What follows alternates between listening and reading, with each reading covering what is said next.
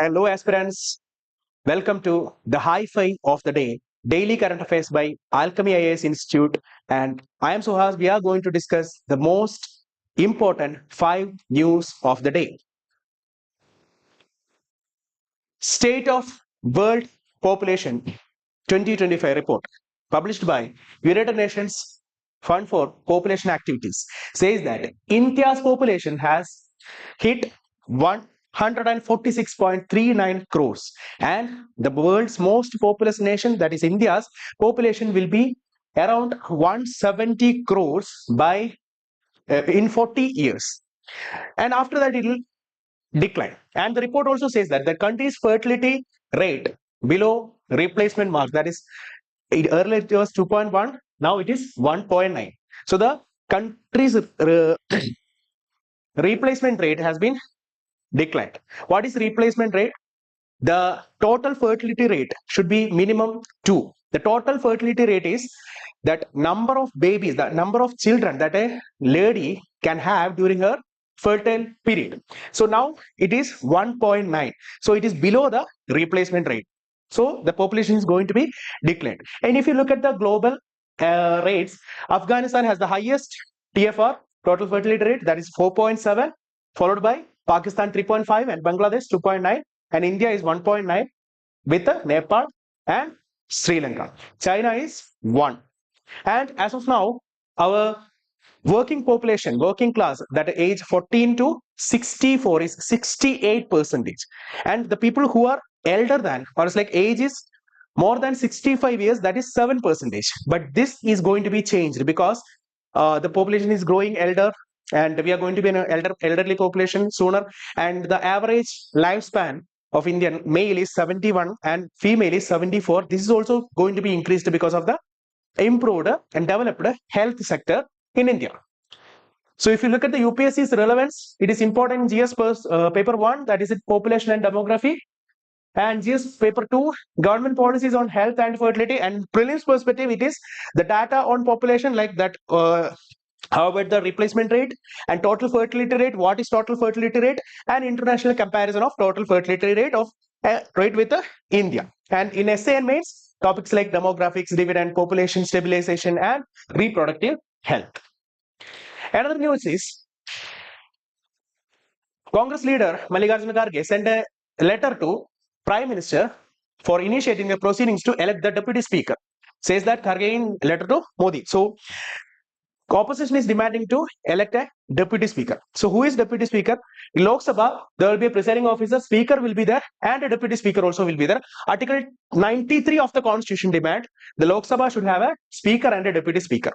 Okay, whenever there is a vacancy in these two posts, immediately that post should be replaced by another member. But the present Lok Sabha and last Lok Sabha also doesn't have a Deputy Speaker.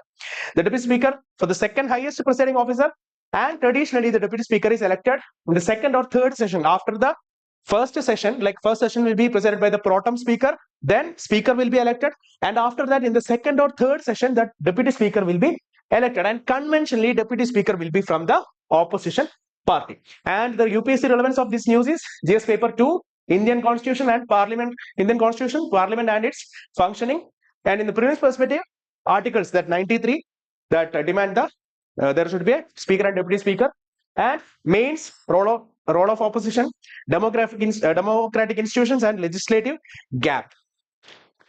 Flue gas desulfurization unit. What is actually this?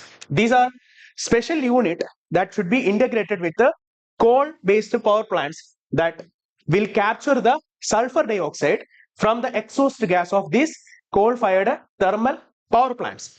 So why it was in news? The Union Ministry of Power said that Pollution Control Board has to decide whether this FGD unit should be a mandatory with the coal-based power plant or not. And coal combustion emits sulfur dioxide, and it forms aerosol that affect the health and climate and may reduce the global warming.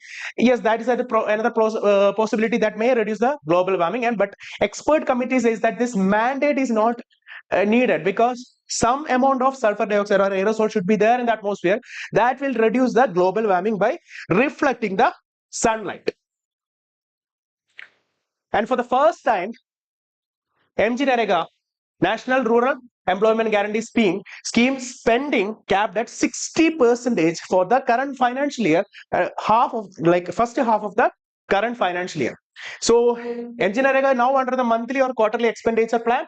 It is introduced by the Finance Ministry in 2017, and the objective for this monthly and quarterly plan is to control the cash flow and avoid front loading of fund. That fund will be loaded during the first phase of the financial year itself. That huge amount of fund will be loaded. To avoid that, this scheme is introduced, and reason for that cap is actually decline in demand after the pandemic situation. That there is a decline in demand, and carryover liability is very huge. In the 24-25 financial year itself, it was 21,000 crore that carryover liability, and there is a pressure to control the wage related overspending. And the UPSC relevance for this topic is it's GS2 governance and welfare scheme, and GS3 inclusive growth and budgeting. Kerala wants Wildlife Act amendment to kill some of the animals. You know that there is a human-wildlife conflict is continuously happening in Kerala. So wildlife attack has surged in Kerala, especially 273 villages, and animals involved. What are the tiger, leopard, and elephant, bison, wild boar, then monarch macaw and peacock, that peaflow.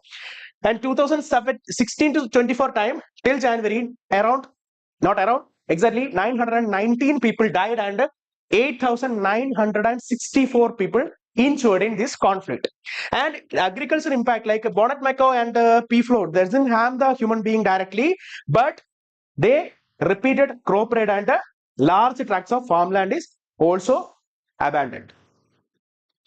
And the legal hurdles for this animal, which is protected under the Schedule 1 of Wildlife Protection Act of 1972, enjoy the highest protection. So the killing of those animals allowed only in the case of a capture is not possible or relocation is not possible, and expert advice and judicial approval is also obtained for killing those animals, and the process is slow and ineffective during the emergency situation. So what's Kerala's demand? Exclude these bonnet macaw and bonnet macaw from Schedule 1 and allow killing of wild boars, monkeys, peacock, etc. when they pose a threat to the crop or life, and applying Section 62 of the Wildlife Protection Act, allowing animals to be declared vermin in the region for a limited period of time. And the UPSC relevance is Environment and Ecology, GS3, GS2 governance, center-state correlation, Wildlife Act, and in its essay or ethics, we can use human-animal conflict and policy dilemma also. Current affairs drill of the day, question of the day. With reference to the Wildlife Protection Act, consider the following statement. Animal listed in Schedule 1 are offered the highest level protection, and second statement, state can be declared any wild animal as a vermin under the Section 62 of the Act. State. Third, bonnet macaw and wild boars are currently listed in Schedule 1 of the Act. Which of the statement given above are correct? So comment your right answer in the comment section.